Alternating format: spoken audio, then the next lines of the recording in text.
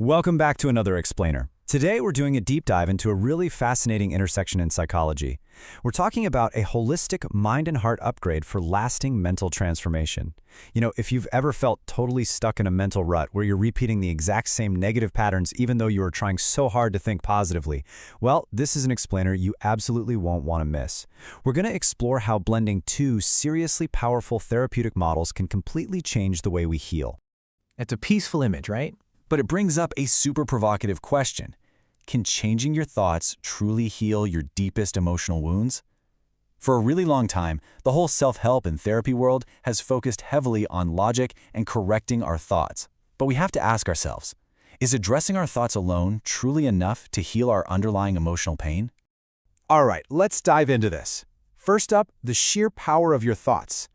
So, for decades, cognitive behavioral therapy, or CBT, has been the beloved, absolute go-to approach. It's the proven, structured foundation for tackling anxiety, depression, and honestly, a whole host of pesky emotional challenges.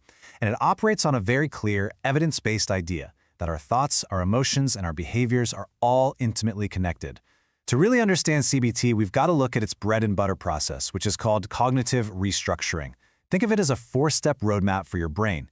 First, you spot the negative thought. Second, you name the distortion. These are those little mental gremlins like catastrophizing or all-or-nothing thinking.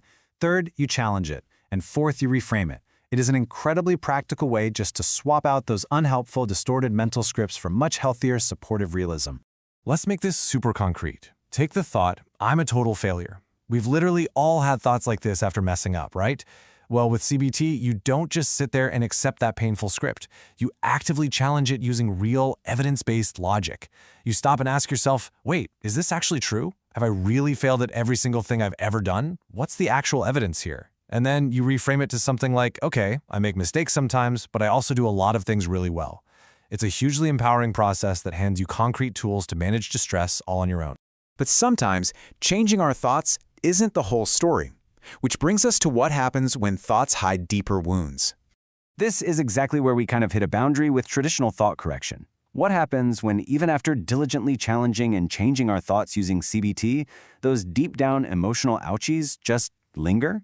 Like, you might logically know you aren't a failure, but man, you still feel like one. To really understand this limitation, think of it like a garden. CBT is amazing at managing the topsoil. It gives you the actionable, day-to-day tools to cultivate a healthier surface and pull out the weeds. But what about the roots? Because sometimes, right beneath that topsoil, there are hidden roots of shame, fear, or past rejection. And if we want lasting, sustainable change, without having to constantly do mental gymnastics just to keep a positive thought on our head, we have to dig deeper to find the true source of the pain. So, to heal those roots, we bring in a totally different framework. Internal Family Systems, or IFS for short. Now, this is where it gets really fascinating. If CBT is the topsoil manager, IFS is the deep root healer. Developed back in the 1980s, IFS is a completely holistic, experiential approach. Instead of seeing the mind as just one single entity with faulty thoughts that need fixing, IFS views your mind as this inner house party made up of multiple parts. And each of these parts, they have their own perspective, their own emotions, and their own motivations. First, we have managers. These are proactive controllers, think perfectionism, that try to prevent us from feeling pain in the first place. Then we have firefighters. These are reactive distractors that try to just numb the emotional pain when it hits, maybe through binge-watching TV or overeating. Then we have exiles. These are the deeply wounded parts carrying the heavy emotional pain, shame, or grief from our past. And guiding all of this, right at the very center of who you are, is the self, a state of calm, clarity, and compassionate healing. A core goal in this whole ecosystem is something called unburdening. Basically, this means helping your inner parts release their outdated beliefs and that deep emotional pain. In IFS, you don't just brute force a negative thought to go away. Instead, you use your calm self to foster a really compassionate inner dialogue. You actually ask the part why it's holding on to this belief and what it's trying so hard to protect you from. By witnessing and validating that pain, you help these wounded inner parts finally feel safe enough to let it go. So what happens when we bring these two distinct approaches together? You get the perfect therapy match. When we combine CBT's logical prowess and structured framework with IFS's deep emotional wisdom, we are creating the ultimate therapy upgrade.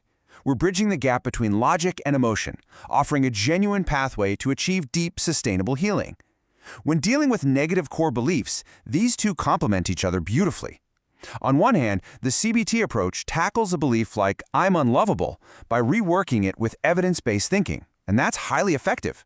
But add the IFS twist, and you take it a whole layer deeper. IFS helps the specific wounded exile carrying that unlovable belief to actually unburden its pain.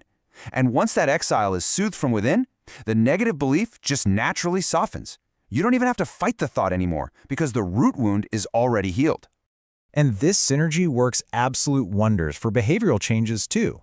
Let's say someone has severe social anxiety. The CBT side recommends exposure therapy, right? Gradual exposure to scary situations, like attending a small gathering. But we all know that sometimes forcing that can cause total internal panic. Well, the IFS support suggests that before you do the exposure, you actually talk with your anxious protector parts. You soothe that terrified inner part, assuring it that you won't override its safety. By blending the two, tackling that crowded room suddenly feels far less scary and way more manageable. To really cement how powerful this integration is, let's look at healing mind and heart together in the real world. Seeing this in action really shows exactly why this is a total mind and heart upgrade.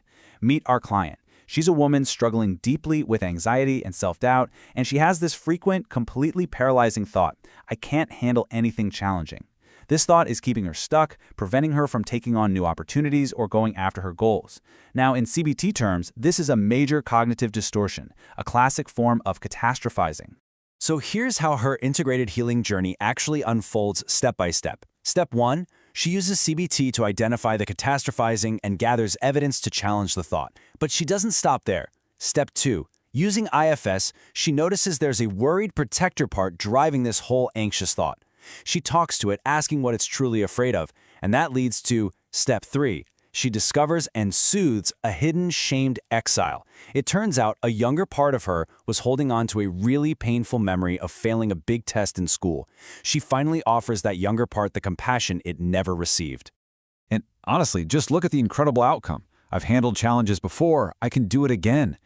By integrating both methods, she didn't just slap a positive affirmation over a bleeding wound, she successfully adopted a healthier thought pattern using the structure of CBT while simultaneously releasing her old emotional baggage through the compassion of IFS. The new positive perspective just clicked into place naturally. And, that is what true, lasting freedom actually looks like. So, the crucial point we want you to take away is this. Think of this synergy like a dynamic equation. CBT is your brainy best friend, structured, practical, always ready to give you a clear roadmap to navigate your daily thoughts. And IFS is your big-hearted mentor, compassionate, curious, and totally focused on healing your deepest emotional layers. Brainy best friend plus big-hearted mentor equals lasting change, because when you finally heal the underlying wounds, those negative beliefs simply can't keep sneaking in through the back door. Which leaves us with this final, pretty provocative thought to ponder today. Why settle for half the solution when you can go all in for mind and heart harmony? Whether you're working with a therapist or just exploring self-growth on your own, combining the logic of CBT with the emotional depth of IFS can bring absolutely profound clarity and self-compassion into your life. Thanks so much for joining me for this explainer. Keep learning, keep exploring, and I'll see you next time.